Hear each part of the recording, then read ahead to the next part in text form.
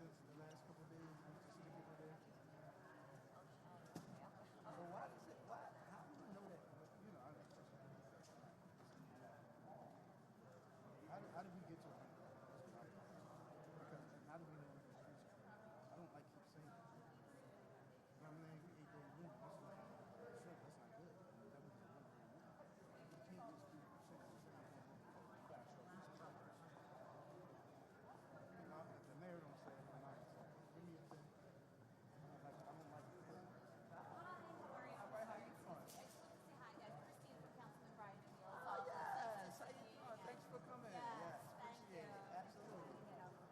Yes, no problem. Appreciate it. Oh, good. Very phone calls. Yeah, I'm sure you did. Mainly because what do you want most people thought you did? Files or Flower Street? So we're getting a lot of Foul Street. So our biggest issue right now is like Library Road, Southampton. It's all one lane. So all the turning lanes are still blocked. So we have Mass School that is on Library Road, and it's causing a lot of like But the lane is, one lane is clear, another one is not. yeah, all the turning lanes are still blocked. Yeah. And I know it's really hard to like I'm wondering, even try to on any time to like close down Library Road is a major issue. I just want to be It's clear crowded that, anytime. I want to be clear that it's, the street is passable, but the lanes are. Right. Alright. So the That's the street difference. is passable, but the lane, yeah, And I the got reason you. why I ask, I people get say, it. well, wasn't up there doing it. So we got to be very, for the media purposes, we got to be, It's like they just don't want to see it. for media purposes, we have to be very explicit as to what is done. Because if we say, oh, it's not been plowed, Yeah, it's been loud. we need to widen, push the snow back, which is what we're going to talk about today. Yeah, Honestly, laptop, they just wanted to. I can do a lot of things, but I can't tell you what. Well, next thing you're going to do, I heard, is you're going to go up with blowtorches. Yeah, you know, it'll be gone. There'll be complaining I burnt the grass, but that's all right. That's issue, high grass. She burnt the grass. I tell you, I need to Hot out. down here. I'm Christina, by the way. You should, nice to meet you. How What's your name? you doing yourself? Good, nice to see you. Oh, tree there. Yeah, but Good to see you. Yes, and you helped me out with one cars too. Yeah, we'll get a phone call on it. Yeah. How's everything going? awesome, yeah. Thank you. Just let us know. Oh, thank you. Listen to you now, so we can call us. You want, I know a couple of days. The easier it is, the better. Great. Stuff back, that's why I said, you know. Bring it on. We're ready. Yeah, We deserve it.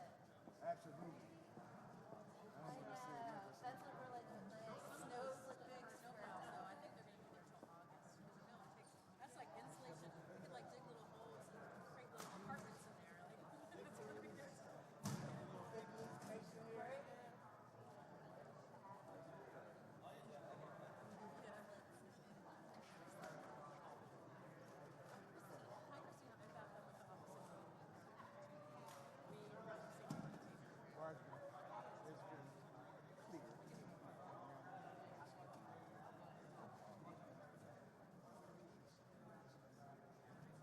We still got snow in the summer. I mean, it's all no.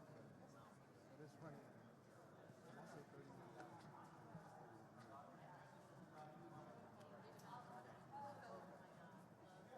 I'm just gonna see so we can hear this month we're trying to do a corner. That's true. I thought I spoke. Yes, it came from 31 miles. Oh, definitely. So I'm gonna just change Hi, I'm Christina. 15. No, I just saying good morning, sir. What's up? Yeah. Thank you for everything. No, sir. thank you Thank you for for having us a party. everything. I Yeah, yeah. appreciate You're doing it. your thing. We got your back, sir. I bet We I got know. you. Thank you. You got it. You got it. Always, And I'm always. tracking better today. You're gonna love what we got for you today. All right, awesome. All right. Thank you very Yeah. much. Yeah. I appreciate it, man. Yes, sir. Yeah. So I'm gonna say 31,000. 72 snowstorms.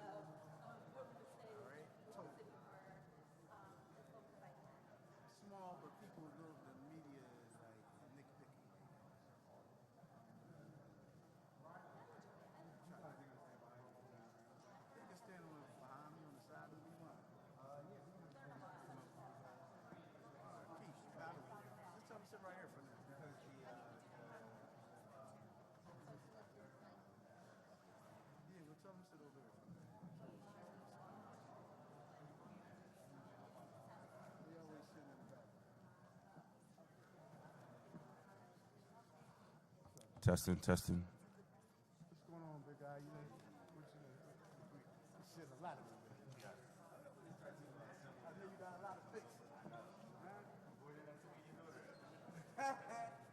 Mel, you guys want, should we assemble everybody now so they can just, you know, like as soon as she comes over? Well, tell them to come over. The workers will come over. Oh, that.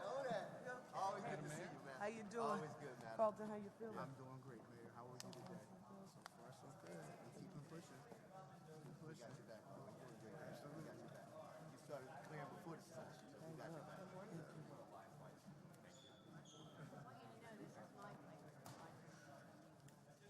Tell them to come over here this side. Yeah.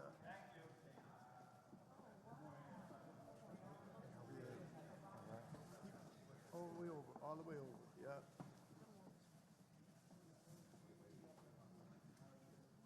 You seen him here right over there too? Where your squad? Right there too. That's the. No, that's the where your squad. I have one year. Together? So everybody can see. That's perfect. You see, he's in the room. So everybody can see. That's not. Come on down. Yeah. Come on down. She's just right there getting. Okay, Williams. Y'all good back there? Orlando's here. You ready, man? Sue Slauson, Mel. Is Atif Bostic? Is Atif? All right. Okay. Good to see you. All righty. Ready? Okay. Let me start by saying good morning to each of you. I want to thank you all for being here. I also want to thank members of my leadership team. That means Clean and Green Director Carlton Williams, our Parks and Recreation Commissioner Susan Slauson, and our Executive Director for our CEO, Orlando Rendon.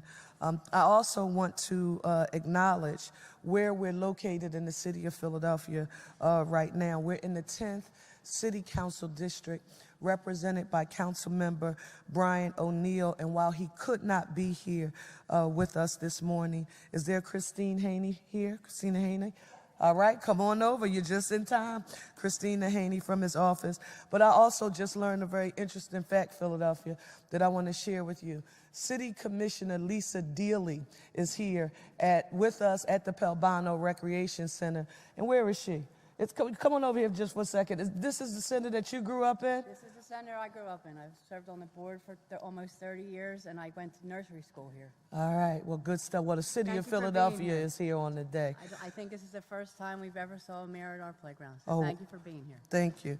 Listen, Philadelphia, we're here today to talk about our response to the current crisis at hand in the city of Philadelphia, and that is associated with snow removal. I have to start because, you know, I always want to make sure that I give the facts. So as we evaluate the city's response to this, I want all of the details to be readily available for you on the record. Since this winter storm, Fern, it hit about 9 days ago, many of our streets and sidewalks have been difficult to navigate. Whether we're talking about by car or on foot. And so we are here today to talk about solutions because for those of you who know me, I don't peddle in excuses. We proffer solutions. And that's what my administration is here to affirm for you today. So I want you to know that the storm was followed by an extended stretch of extreme cold that froze snow and ice in place, and it did slow up cleanup efforts across the city. In fact, much of the 9 previous days, we've been below freezing. which was the longest stretch of frigid weather the city has seen in over 22 years. Don't take my word. Check with the meteorologists. They'll tell you the same. So these historically cold temperatures have hampered not just Philadelphia, but I want you to know it's the entire region in the Northeast Quarter. I'm talking about from New York City to Washington, D.C. They are still reporting being in intense recovery operations right now as it relates to the snow and ice removal. And speaking of recovery, our Office of Emergency Management officials, they have been, and this is what you don't see on social media. You know, this is not on Facebook or Instagram, but our Office of Emergency Management officials, they have been actively engaged with both state and federal officials to ensure that maritime activity on the Delaware River remains uninterrupted as it freezes over. Now, someone is saying, wait, I thought we just had challenges, you know, with snow on the ground and in streets. No, it's actually impacting maritime and ships that are bringing valuable supplies, supports, and quite frankly, that's the part of the nucleus of commerce in our region, and it is being impacted right now. So our streets department is actively awaiting right now a resupply of road salt from ships that right now, again, are being blocked in the river by ice. Not something that we've talked about, Carlton, on the record before, but I need you to know that that's also having an impact right now on supply. So what are we doing? We're tracking their progress closely and investigating alternate methods of resupply in the meantime. So I just want you to know that our One Philly response, it began days before the first flakes fell. At the height of the storm, we had over 1,000 employees and over 800 pieces of equipment clearing the snow from our streets. We've dropped over 31 million pounds of salt on our roads ever since. And to aid in keeping them dry and clear, again, we're working on that resupply as soon as we possibly can get that done. You're going to hear more about that response from our Clean and Green Director, Carlton Williams. But right now, I want you to know we are actively concerned about vulnerable populations throughout this unprecedented stretch of cold. Our outreach teams have made over 5,600 contacts in the past 14 days alone. And I want to say a special thank you to that entire team from Office of Homeless Services, our folks over in DBIDS. Everyone has been working together, and I want them to know that I see them. 5,600 contacts made in the past 14 days alone. You're also going to hear from our Parks and Recreation Commissioner, Susan Slauson, about how recreation centers like this one has shifted to 24-hour operations to support our Code Blue efforts. And she's going to talk about that in just a moment. But you heard me mention that, yes, we have a challenge, and it's snow and it's ice. We're not going to focus on the challenges. Our job is to come up with solutions. So as mayor, I made a promise to you, Philadelphia, that we would fight every challenge using every tool in the toolbox. And that's exactly what brings us here today. As a part of our winter storm response, we have launched our same-day work and pay snow removal program throughout the city of Philadelphia. Now, what does this program do? Mayor, I thought you just said that the city of Philadelphia has had at the height 1,000 employees on the ground doing this work. Why is it necessary to enact this same-day work and pay snow removal program? I'm glad you had the thought. The program is focused on clearing snow and ice specific specifically from ADA ramps in residential neighborhoods near 10 recreation centers in every city council district. And you know we have 10 districts, and right now we're in the 10th. What's the goal? The goal is to ensure safe and accessible access to recreation centers, schools, and nearby commercial corridors. Why? Because the safe sidewalks matter just as much as safe streets. And even when a street has been plowed, if you are in a wheelchair, you need the curb cuts for the ADA ramps to be fully free of ice. And that is why it was necessary to launch this One Philly snow removal effort across the city of Philadelphia. When did the program start? The program launched on Tuesday, and crews are already making progress in neighborhoods across the city. Director Williams, people have been videotaping you all through there. Even if they don't come outside, don't think you're not being recorded. They sending us videos through their windows. They're recording the snow removal team, Mel Wells, while they are helping us clear these ADA ramps. So I'm excited about that. Now listen, when I was briefed about the first day of progress, and this is what One Philly means to me, a total of 238 people showed up for work, and they cleared over 60 corners in 4 hours. 238 people across the city of Philadelphia cleared over 60 corners in 4 hours. That's what One Philly looks like. Our amazing city workers, our municipal workforce. I don't care what anyone says. You are the best in the business. We've been watching you working double time in order to ensure that the city is operable and we're able to function, and we are grateful for you. But to Mel and to Atif, I'm grateful for you for ensuring that we could put people to work to help us with the additional supports we needed to provide. And so you can expect Philadelphia to have and see more of an impact in coming days. And I've said this before.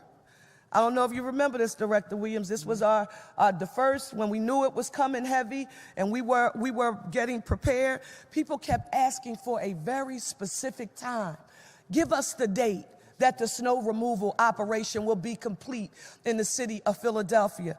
And my response is, this job will take as long as it takes to make sure that the city of Philadelphia is free and clear of snow and ice in any way that prevents us from functioning at 1,000% capacity like we would do if there were no snow or ice on the ground. So I want to turn it over now to Director Williams, who will explain the scope of the same-day work and pay crews and how this effort fits into our broader snow response. We are at war with the status quo here in the city of Philadelphia, and let me affirm what that means. When I first got here, when did I get here? January 2024. I was heading to the U.S. Conference of Mayors, my first conference with them in D.C.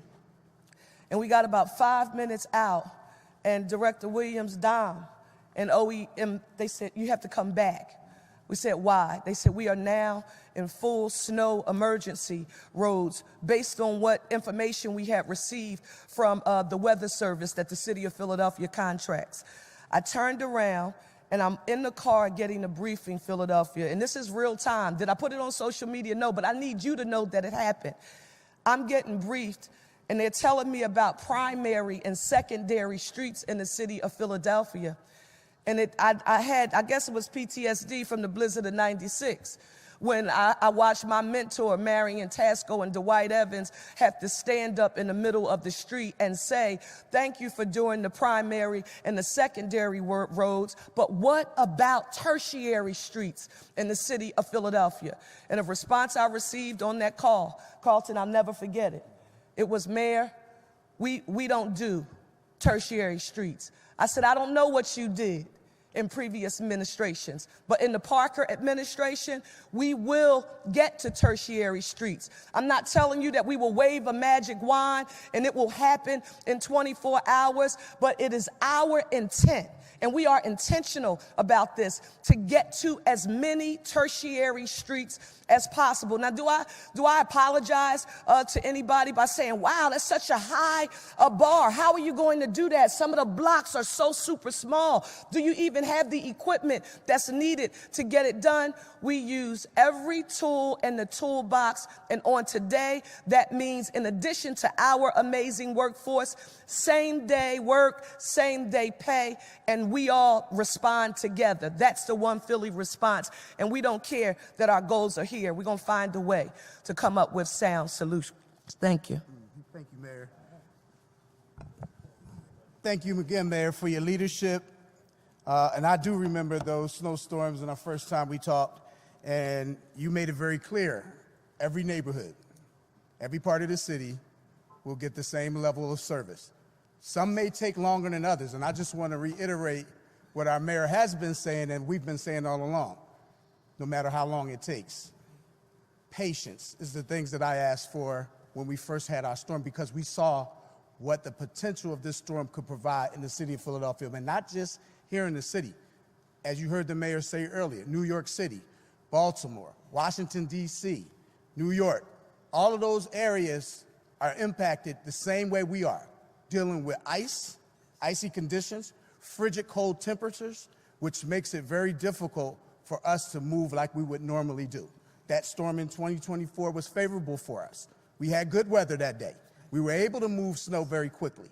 This one was very different. Each storm that we face and we fight continues to provide different challenges.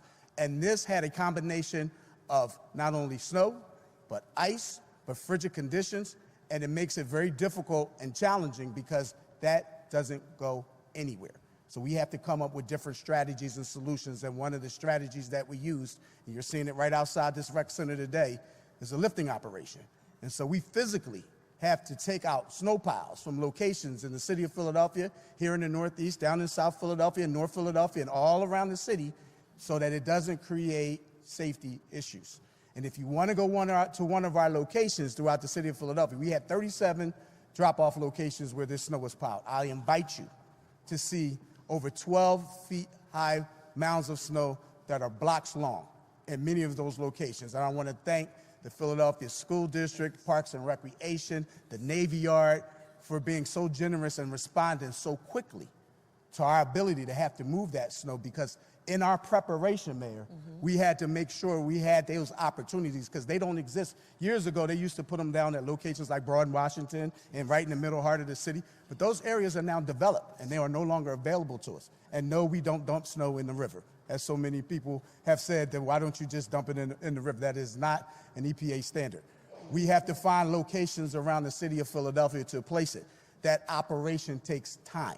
So I just want to reiterate why this is taking as long as it takes, as the mayor said, and we ask for your patience. So what have we done so far? We brought in a melter in the city of Chicago. That melter melted over 4.7 million pounds of trash, pounds of snow, I'm sorry. Ultimately, we've also, as the mayor said, used 31 million pounds of salt. And we're watching our salt levels very closely, because that is a big concern to us. She mentioned the challenge of the barge finally arriving in the city of Philadelphia. So in the event that there will be other storms that will be coming, we have to watch our salt levels as well. So those are the things that we're planning behind the scenes. At no point do I want people to think that this city was not prepared for this storm. We worked very hard with multiple departments. We worked with our private contractors. We knew the challenges that we would face, and we're dealing with them right now. And ultimately, our goal is to make sure every neighborhood, no matter where you live at, is treated. That is our goal. Even more so, under this mayor, she's made it very clear that pedestrian access is extremely important. And so we're focused on not only clearing the streets, but we're clearing ADA ramps. We're clearing SEPTA stations. Over this last weekend, we put a team together with PPA, also with the Department of Public Property, even PennDOT and DCNR, we all collectively came together and targeted high pedestrian usage septic stations, septic stops. So we want to make sure people aren't standing on mounds or standing in streets or having to climb over, all of those issues. And so that is where our focus has been right now.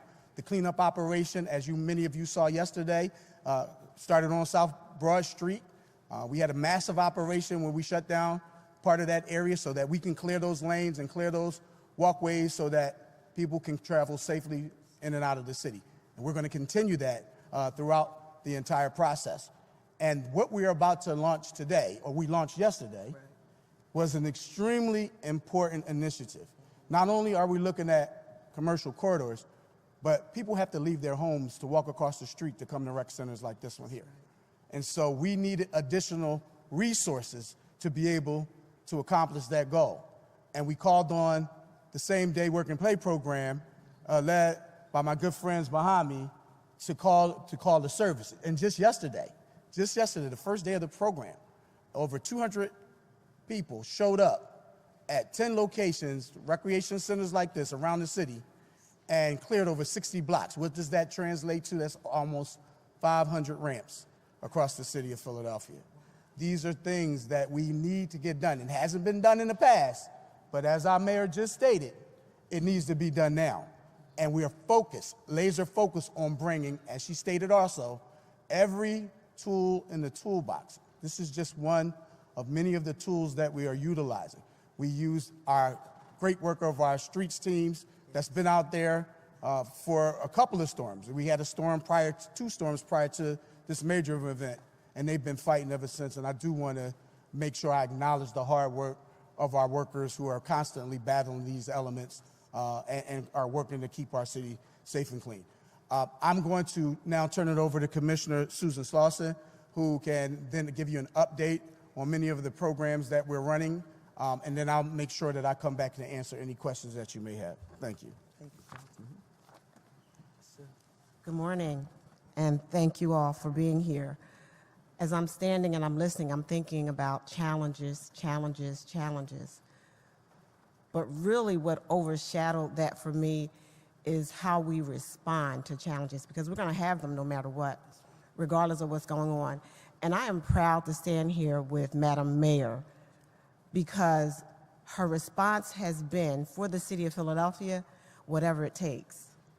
Whatever public service we can offer to make a difference with the snow, with the cold weather, she's pulled out all the stops. Madam Mayor, thank you. I am proud to work for you, alongside of you, because we are doing everything possible under her leadership to ensure that we are meeting the needs of Philadelphia. So there are challenges, but please keep in mind the mayor's responses to all of these challenges.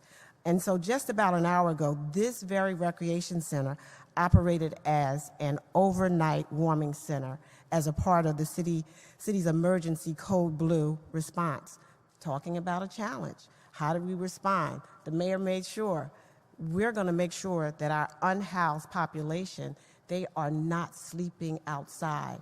We are picking them up. We are transporting them. We are going after them to ensure, and we're opening up our facilities throughout the city of Philadelphia.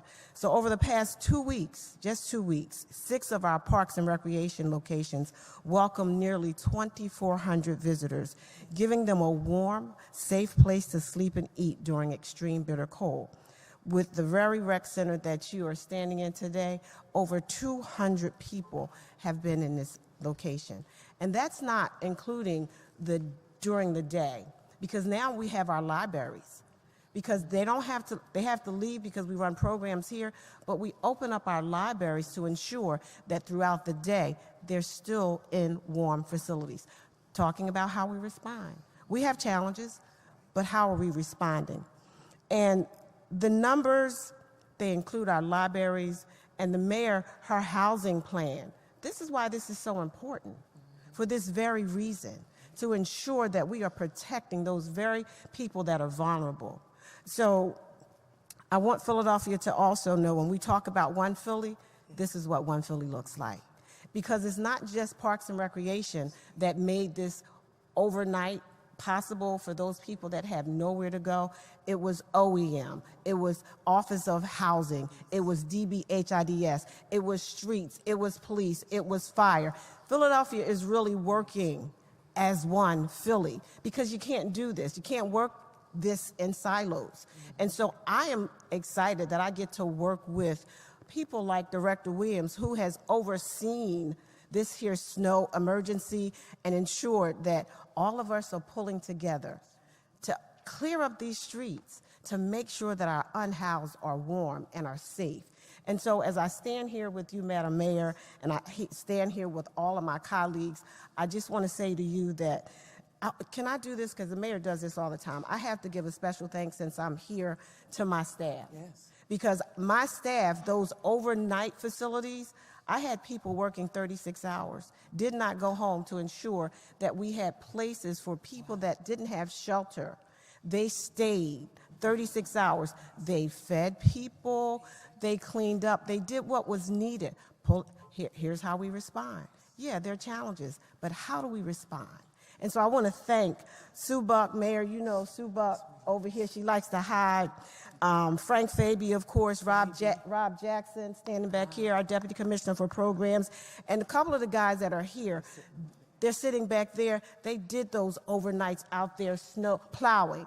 Director Williams told us where to go to make sure we were supporting, and they showed up, Madam Mayor. So I want to say thank you to all of my team.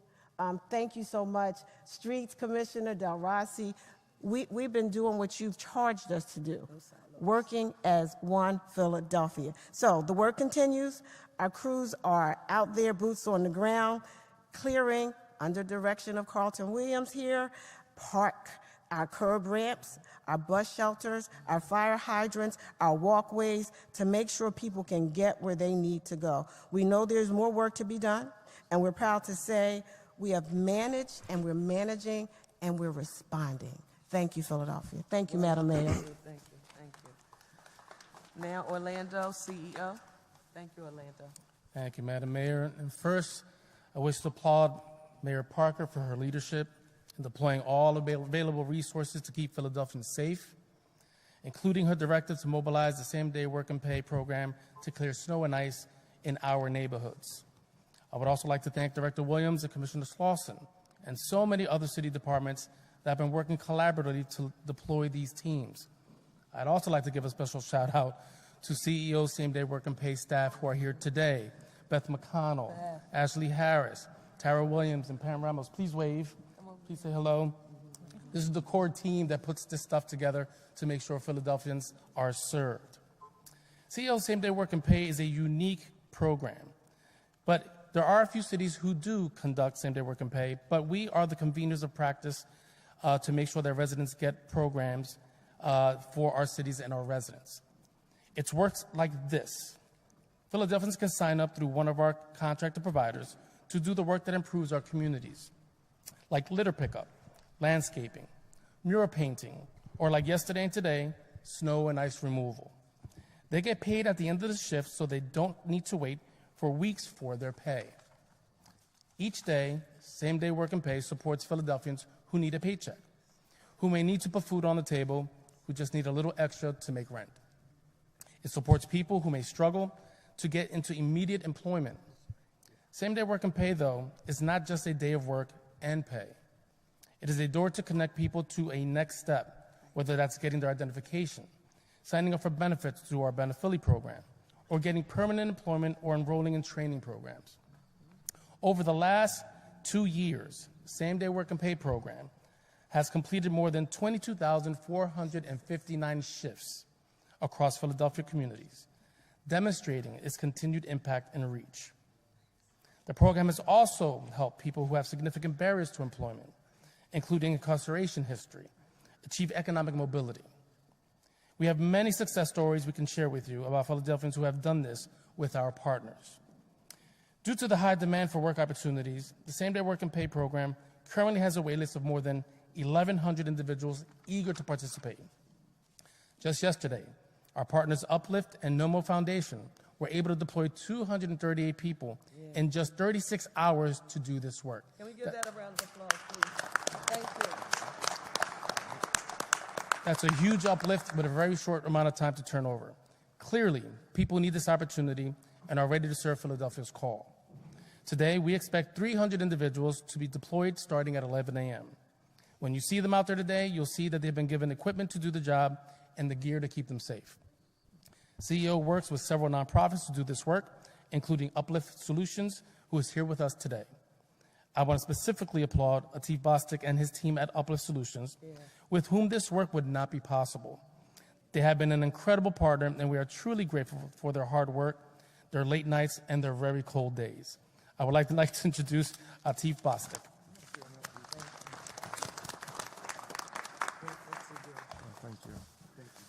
Thank you, Orlando, for those very kind remarks. First, a good leader takes leadership, and I want to make sure that I'm following Commissioner Slauson, our mayor, in recognizing my team as well, who's joining me as well, Kia Roberts, Lauren Ruday, Monique Oatman Robinson. These are the people on the ground actually doing the work, making the things happen, while I get up here to be with the mayor. So thank you for the work you guys do. Today, my team and I are proud to stand beside Mayor Parker and her team as we work to address critical issues facing our city. As a same-day work and pay provider, we work diligently to support the mayor's vision to use every tool in her toolbox. And you heard that several times today, so I've been tracking that, to ensure the residents of Philadelphia get the critical services they need and deserve.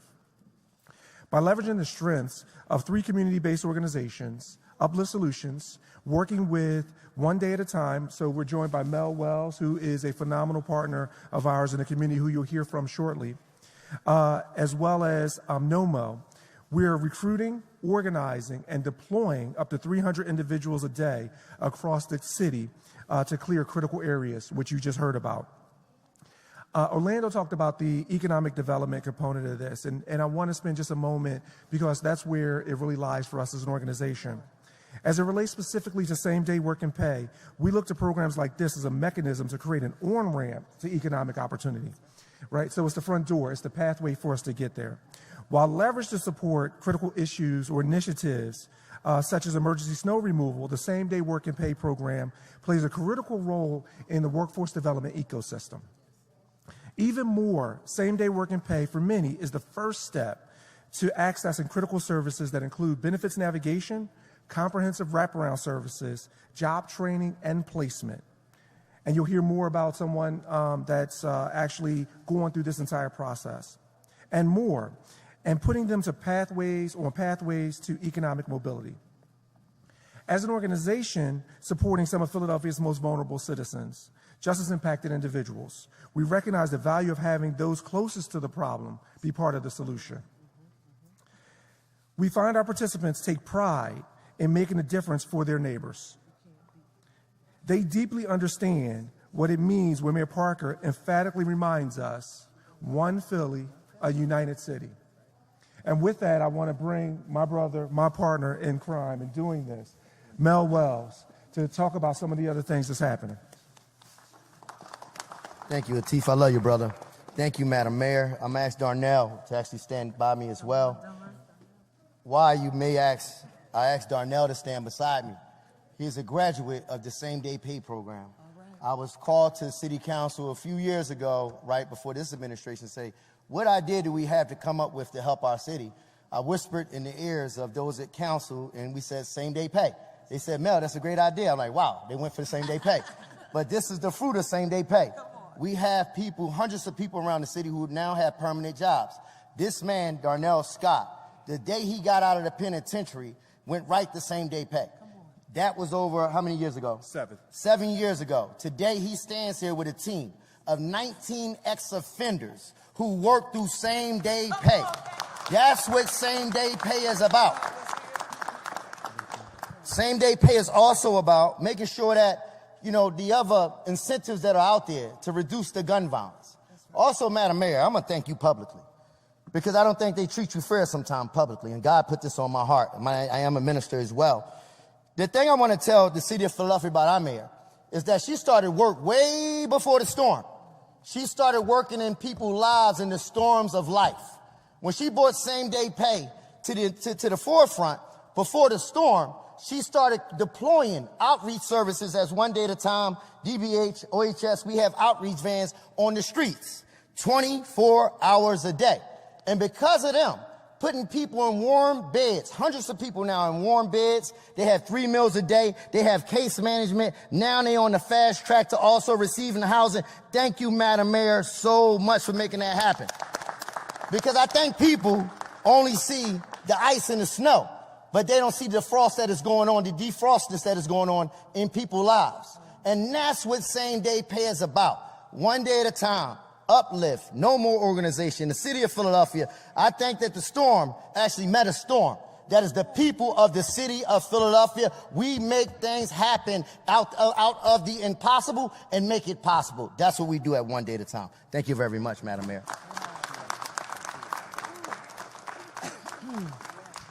Listen, out of every crisis comes great opportunity. And you've always heard me say that the city of Philadelphia cannot do anything alone. We're working using our intergovernmental collaboration, local, state, and federal partners, our city agencies, all of the NGOs and nonprofits we work with. Let me also give a huge shout out to block captains right now in neighborhoods across the city when there were sidewalks that weren't shoveled. In many instances, I remember when you gave the directive and said, if you know that there's a senior on your block who can't get out, they don't have the physical capacity to shovel the snow on their sidewalk, do what we used to do, right? And listen, people have been doing it. So for those Philadelphians who have stepped up and demonstrated what working together in One Philly looks like, we want you to know that we appreciate you. I'm so happy, Director Williams, and to all of our partners who are here today, I'm so happy that as the mayor of this city, I never tried to be a chameleon. I'm also glad that you all have never said, and I've never promised to the city that we were perfect. We are not perfect, but we do insist on being doers and fixers and solutions focused to address every crisis that's facing our city. And Sue, you are just echoing, will we have challenges in our life in the city on a daily basis? But it's how we choose to respond to those crises that matters most. And to Mel and to NOMO and all of our partners, Atif and Uplift Solutions, this is what the solutions look like. So now we want to make sure that we take some questions. I do have to just say to you, William, right now, I wish he was here to see the 7 years, putting people on a path to self-sufficiency. Mel, Atif, you mentioned dignity. Dignity. There is nothing like giving someone access to an opportunity to do a job that they know is appreciated. Some people, when you all were doing the work, they were beeping horns to people. Some people were bringing tea. Can we give you some tea? Can we give you some hot chocolate? That's not money, but guess what that is? That gives people a sense of pride and dignity. And if you want to see an individual's head up and shoulders back, let me feel a sense of dignity about work that I'm doing, and it does everything in the world for us as individuals. So I just needed to affirm that for the record. We now want to take any questions. Mayor? Yes. It's been 9 days. We've been out there every single day. We've been alongside your crews. Yes. We've heard the complaints. We've heard the compliments. As a Philadelphian, take off your mayor's hat. Yes. What is the grade you would give this city 9 days out from what you still call a crisis? I want to say to you that as a Philadelphian, for me, I like the tall order.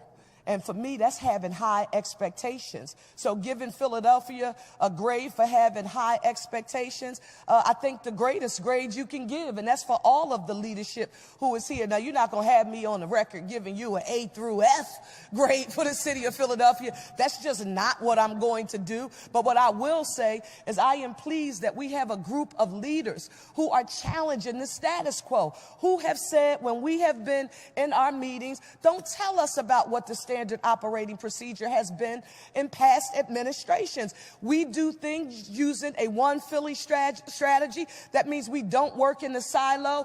Every department that has a nickel and a quarter of making it happen, we do. We work at an intergovernmental level, and we work with entities outside of government. And Mel, when you were given the history of same-day work and pay, with all due respect, I'm thinking about my good brother, former Council President Darrell Clark, because when this was all a part of the overall strategy we had, we built TCB, taking care of business. That's the cleaning that you see year-round on our neighborhood commercial quarters. We did same-day work and pay. I'm thinking about Jane and Mural Arts. All of these vehicles provide opportunities for us to employ Philadelphians to help us address the challenges that we may receive at different times. So, you know, how do I rate Philadelphia? I know I have the best leaders, and this is what I say all the time. You can be the president of the company. You can be the mayor of the city. None of your success will come directly from your vision alone. Anybody can have a big vision, a big thought, a big idea, and or big goals. The challenge for me is being able to operationalize the focus. What's the promise to you? Give us a chance. We'll make it the safest, cleanest, greenest big city in the nation with access to opportunity for all, economic opportunity for all. What do you see in the day? A group of leaders who operationalize it. They make it happen. Thought and the vision communicated to you, but these are the people who do it. And I'm grateful that we have a group of can-do officials who are leading in the best way possible. And I know if I haven't told you enough, which I try to do, and I'm very intentional about that, this city doesn't work without you and the amazing men and women who are part of our workforce making it happen. But I appreciate that. Yes. I was out in a number of neighborhoods yesterday where snow and ice removal was happening, and a lot of those neighbors were appreciative of the city's efforts. On the flip side, there were other neighborhoods, residents I talked to, especially in North Philly, that looked at the efforts, especially on South Broad, and said, it's always South Philly first. It's always Center City first. How do you prioritize where those large machines are going to clear off snow and ice? And what would you say to neighborhoods that feel the question? I'm going to let Carlton answer the logistics and the strategic decisions about where you deploy, what kind of equipment, and where you start. He'll get to that. This is what I want to affirm. We said from day one that we won't leave any neighborhood behind. We have 10 council districts in the city of Philadelphia. For the first time in this city's history, we have residential street cleaning teams very specifically assigned to each council district, and the teams that are being deployed right now, even through the same day work and pay through every neighborhood. Now listen, you hear me talk. I'm the one who talks about Dr. Maya Angelou's quote that in life people will forget what you said, they will forget what you did, but they will never ever forget how you made them feel. And we can't stop people from feeling how they feel. The only thing that we can do is use every tool in the toolbox to do the best job we can of removing the snow, the ice, or any challenge that we have, and we all get to it as soon as we possibly can. But what's most important to me, and the greatest thing people say to me in the supermarket, in the cleaners, going to get something to eat, is, Mayor, we saw the workers out there trying. Notice I didn't say perfection, because we don't promise to be perfect. Maybe you all are perfect, but we don't promise perfection. But what we do promise is that we won't stop trying to get it done until it's done, and we won't leave any neighborhood behind. Thank you, Mayor, and thank you for your question. So how do we determine where the services are needed? We use data, data-driven results. Data from our 311 system. I want to acknowledge Aubrey Powers, who is back here, along with Commissioner Del Rossi and Commissioner Shipman. And we look at where those challenges were from previous storms. And of course, we look at the challenges that we had with dealing with tight-knit communities like North Philadelphia, like South Philadelphia. They may not have seen it, but we had the same lifting crews in South Philadelphia that we had in North Philadelphia. We had them in Roxborough, and we had them all throughout the whole city. So we look at those neighborhoods and see what the challenges are, and then we adjust our resources accordingly. So that is a combination of constant looking. We have cameras, the same cameras that we use for police monitoring. On the day of the storm, we met 3, 4, 5 times. What's the condition report? What are the areas that we need? We need to shift equipment here, there. We're constantly doing that. That is a constant process from the start of the storm. And Dominic Morales, he's back here as well somewhere. I just want him to be able to acknowledge this. This is our OEM director. These meetings are coordinated well in advance of what we need and how many resources. I can tell you this. We doubled the amount of resources that we put out for this storm than we did in any previous storm. We had over 1,000 employees, over 800 pieces of equipment. On average, we usually do 450. But this storm, because of the challenges that it posed, we had to double it, and we put more resources in communities. We definitely focused on those tight-knit communities. South Philadelphia happened to have the most smaller streets. They're tiny. You can extend your arms and be across the street from one second to the next.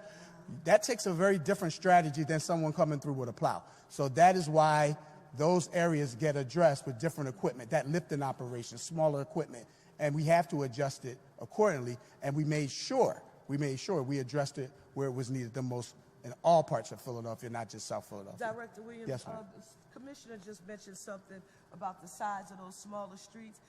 What's the difference between when people say, why can't you just bring a plow through the street? And she's telling me about a bob.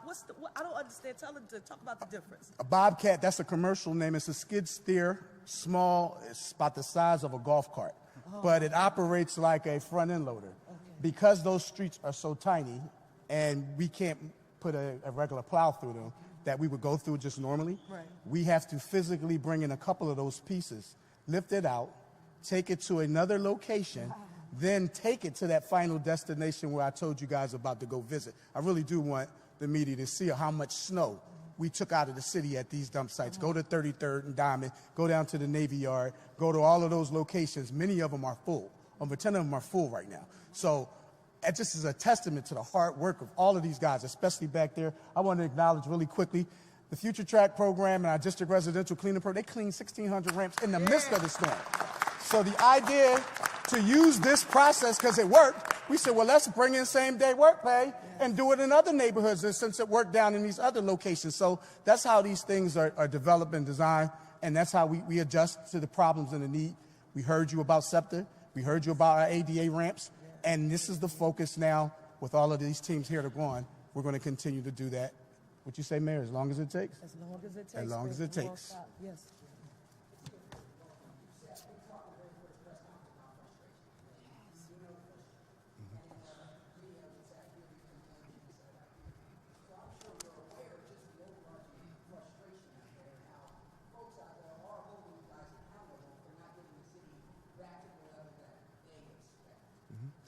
Absolutely, absolutely. So to that, I expect that.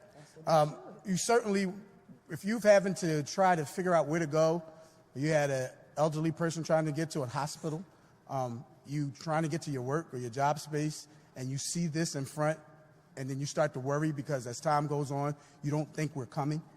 I will be frustrated, and I can understand that, and I can appreciate that.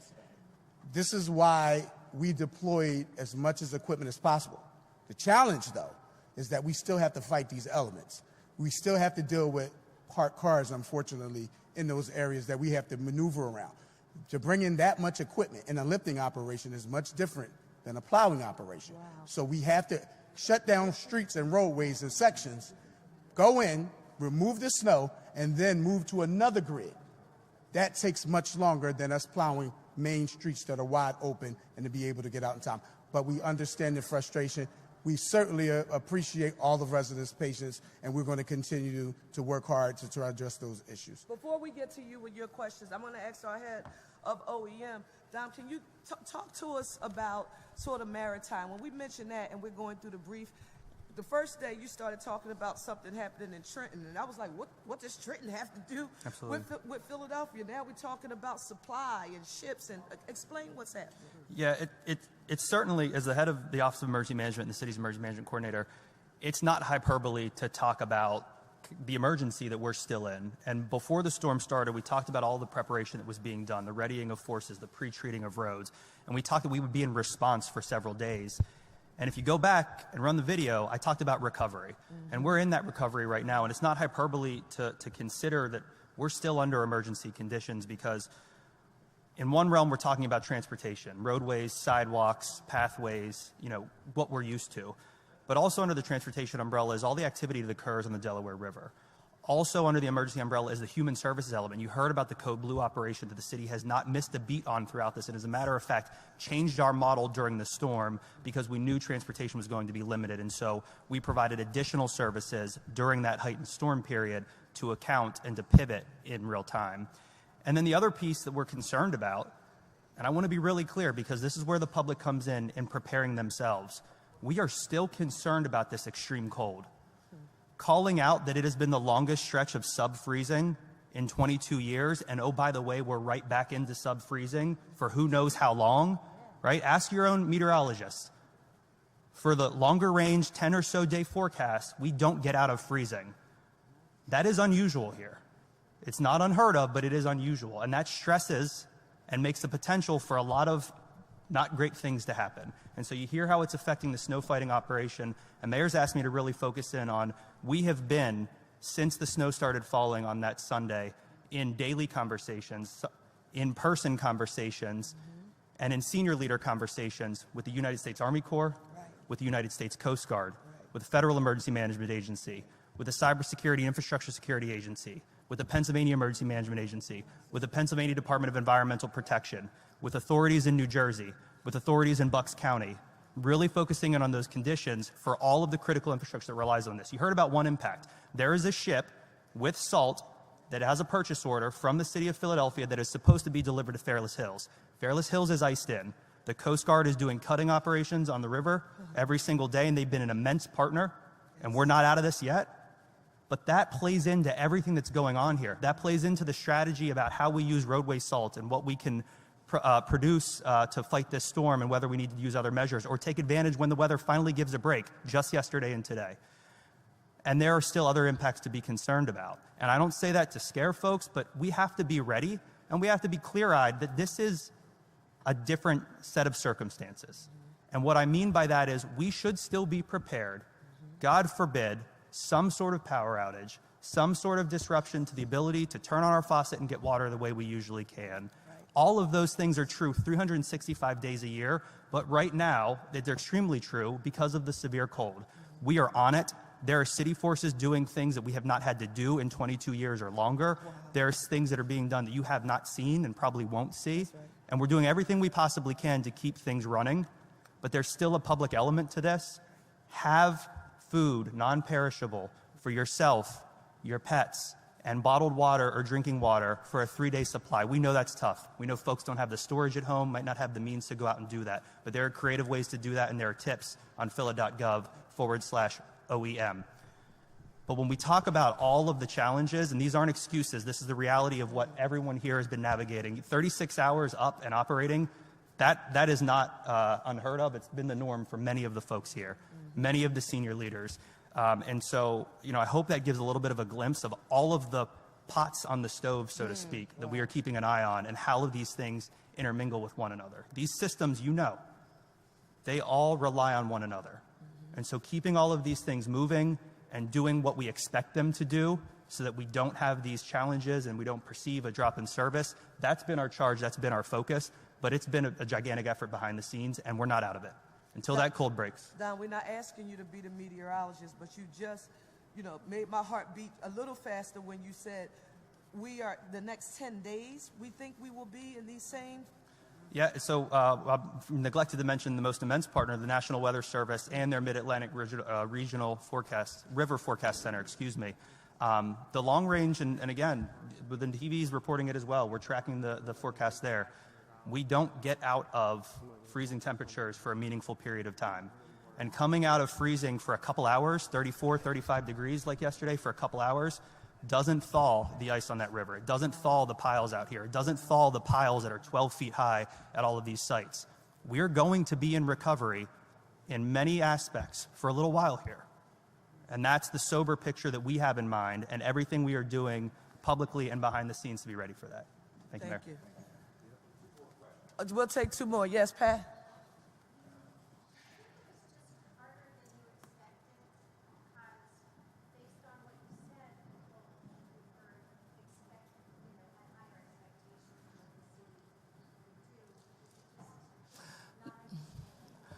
No, I don't think our expectations were too high.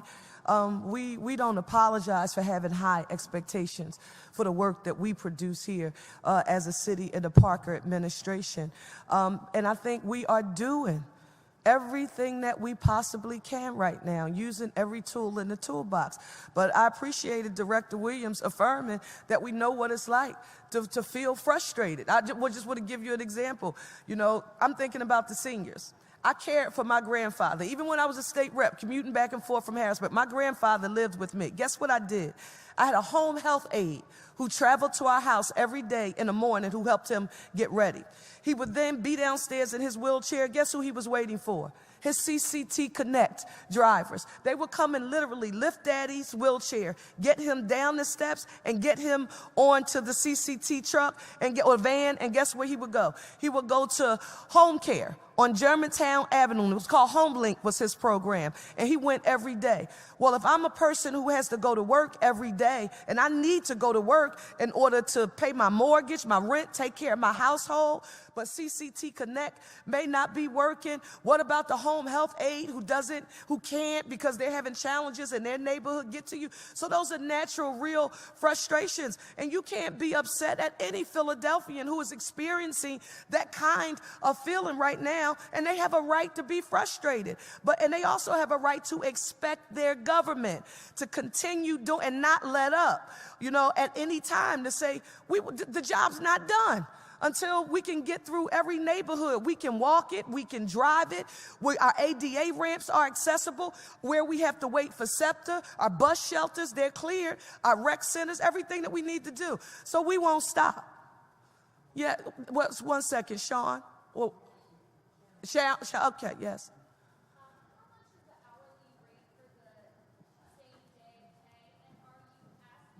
You have that?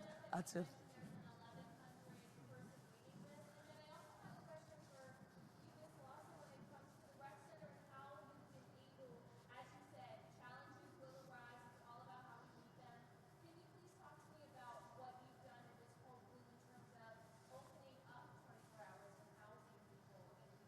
Good question. We're gonna address the first one. You talked about the hourly rate. Yeah, so the hourly rate is $25 an hour for these individuals. In addition to that, they are actually also outfitted with protective gear. So we've made sure that they've had hats, coats, gloves, boots, so they make sure that they have everything that they need while they do that. Also, lunch is provided each day for them as well. So we're making sure that they're hydrated, they're fed, and that they're taken care of, and the wage is $25. So we have a list of people that's already there. However, you can actually go to the CEO website. Individuals can go to the CEO website for the city and sign up for the same-day work and pay program, and one of the providers will get back to them. So there are opportunities, maybe not today or tomorrow, but we do have opportunities, coming forward.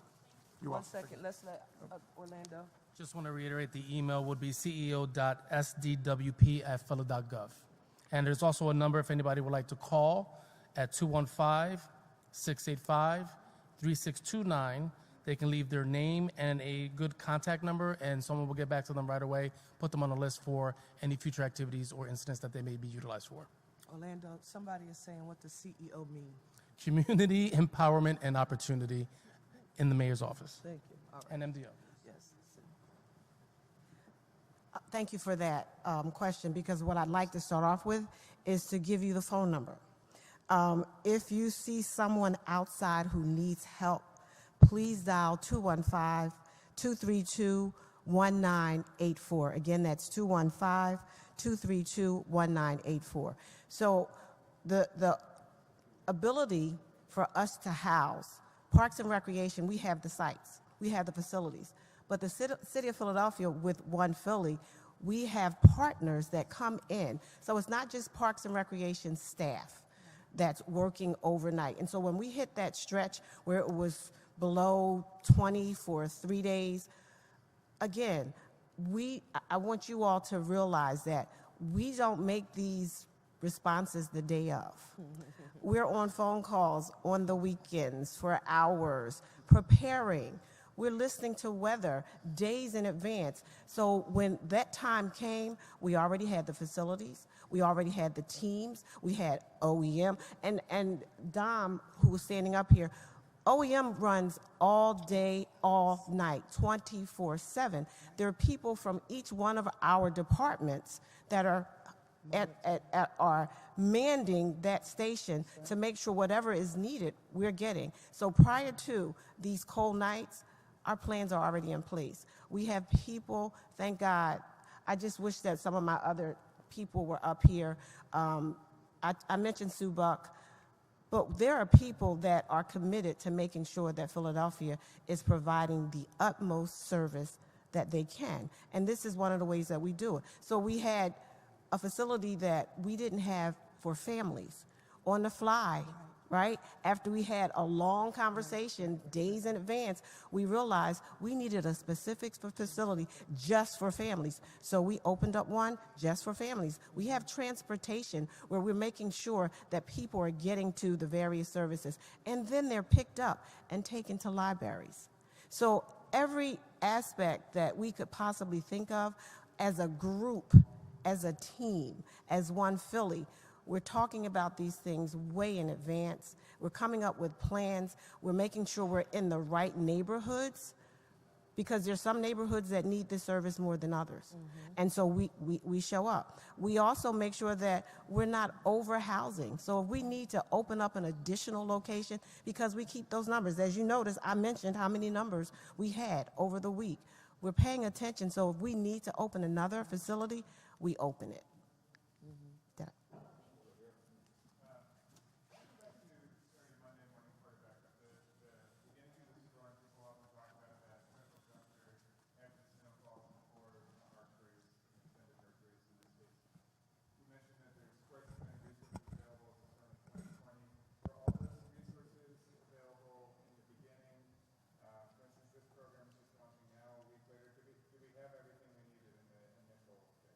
In the initial phase, absolutely. Our goal was to continuously get ahead of this storm.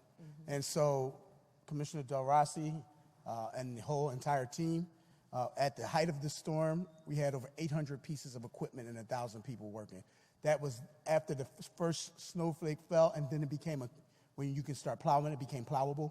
We hit the streets. And then we constantly did it. It was around the clock. Some streets, and I got reports of it, that we plowed 3, 4, 5 times, and then it came back, and then we had to continue doing it. Hence, apologies to the public. Some people, cars got snowed in that process because they began to dig out, and then we had to come back and plow again, and they dig out, and that's gonna be frustrating. That's part of that frustration that you talked about earlier. But we were out there at the beginning, during, and at the end of the storm as well. So we're constantly battling it well after the storm concluded as well.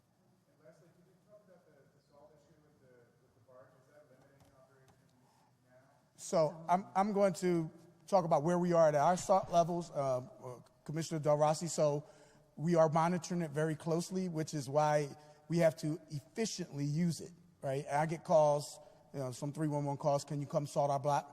We have to send inspectors out to make sure that that's warranted, because we know we're at a point where we get another storm, we need to have enough to supply the city so that we can make all areas and all roads safe and passable. Our levels, what we used for the month of January, over 30,000 tons. We have about 15,000 tons in reserve right now, so we're looking to refill, and that's why this barge issue is so important, and we're monitoring it also as well as our vendor. But we definitely need to make sure our salt levels are at a sufficient amount so that if we get another storm like this, we can be out there preparing to fight it. But I'm going to ask Tom, you have another?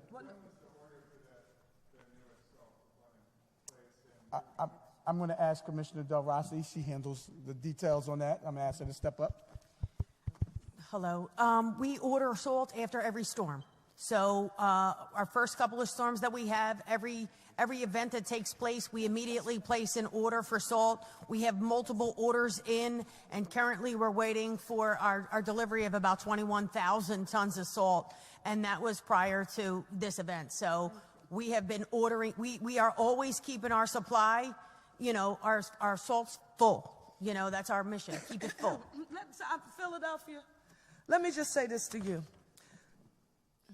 You heard me say, for anyone who is frustrated right now about the ice, about the ability for all of the streets to be fully cleared, I want you to know that I understand. And I want you to know I feel it too, because we're all trying to get through our real life on a daily basis. But let me tell you what I won't do and I won't accept. Everybody can Monday morning quarterback Director Williams, and that's cool. We can't stop people from feeling the way they feel. But let me tell you something. You were prepared. We were prepared. And we could not, if anyone tells you, Sean, if the Inquirer believes that the city of Philadelphia should have had a crystal ball to be able to tell us how long we would have sub-freezing temperatures,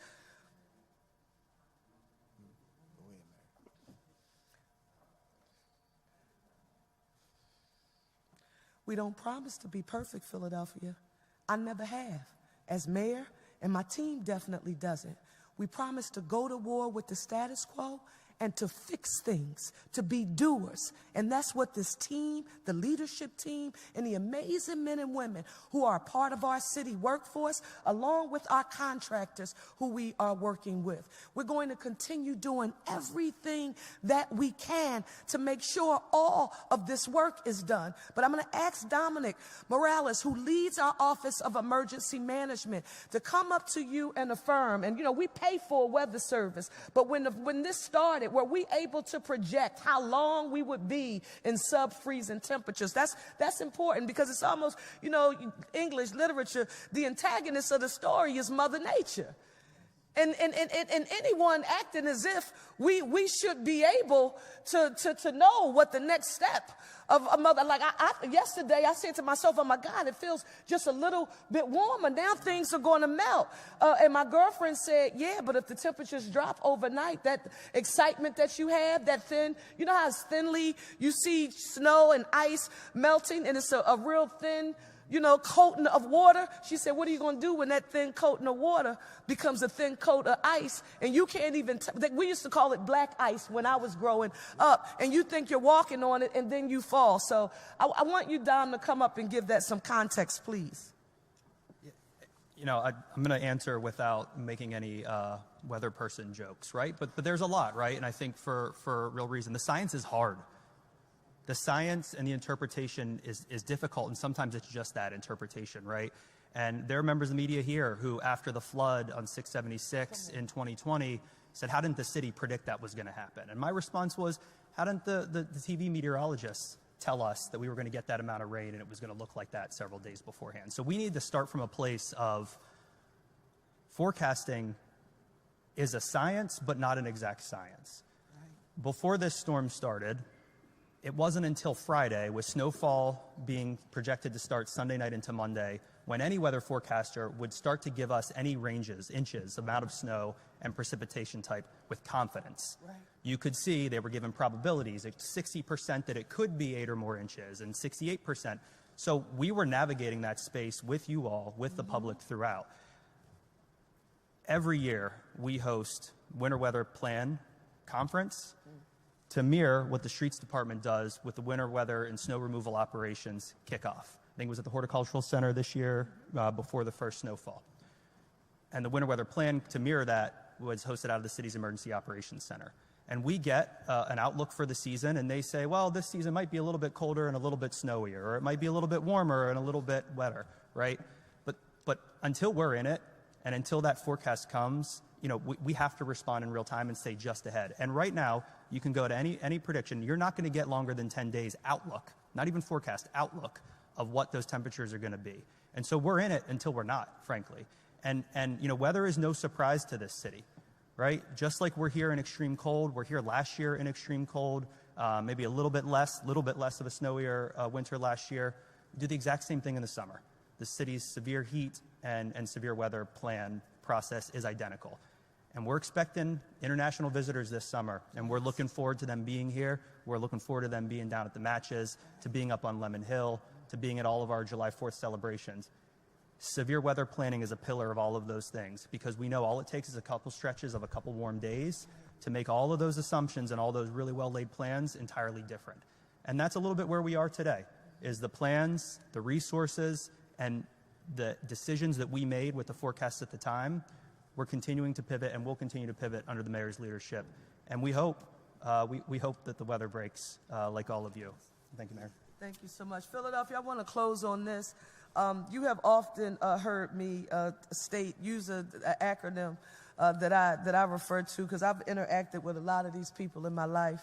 I call them, Joe Grace, expert AOPs. These are expert AOPs. And especially whenever we've been dealing with something challenging in government or we have a big problem in government and we get around the table, there are some people who are expert articulators of problems. These are expert AOPs. They can, really good. They can clearly and effectively and efficiently communicate what the problem is. This is not a team of expert AOPs. This is a team of subject matter experts who are doers, and they are fixers. And we're human beings. We don't promise to be perfect, but Philadelphia, we need you to know that we won't rest. We won't stop. Our job won't be done until every street in the city of Philadelphia is walkable, it is passable, every curb cut, every bus shelter, everything that we need to do to go about our daily days. We want to make sure we are addressing all of that. While we don't control Mother Nature, we're going to do everything that we possibly can to fix it. Thank you so very much, Philadelphia, for your time and patience. And thank you, Carlton Williams. Let me put this on the record. You know, when we did realize that we were coming into crisis, and we know, where's Dom? We know we have the best office of emergency management. I'm telling you, one in the country, Commonwealth, he does it, okay? But Carlton, while we did know that this was going to be big, and for you, you know how people are going to perform when you've seen them in the foxhole. Sometimes there are challenges, and the more pressure that comes, you've seen people just, not be able to take the pressure, and they falter. Thank you for leading the city of Philadelphia's efforts to one of the most challenging snowstorms and emergencies that we've ever had in the city of Philadelphia's history. And I have every confidence possible in you, your leadership, and the work that you do. And more importantly than that, I want to say this to you if I haven't. You remember we were together and at an event recently, and you left. You want me to tell you what you should be real pleased about? Listening to the workforce talk about their belief and their confidence and their respect for you, because you know their work and you're on the ground, and I have full confidence in you. Thank you, Philadelphia.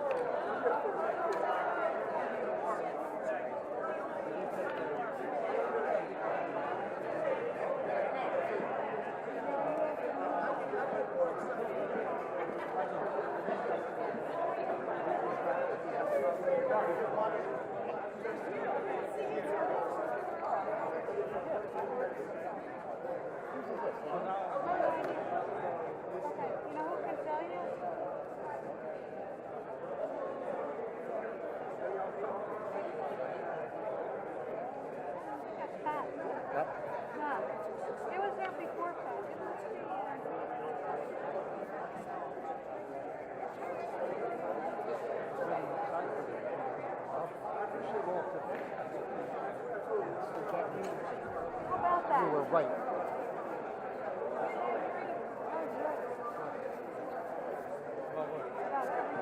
Well, nobody, you never get that home.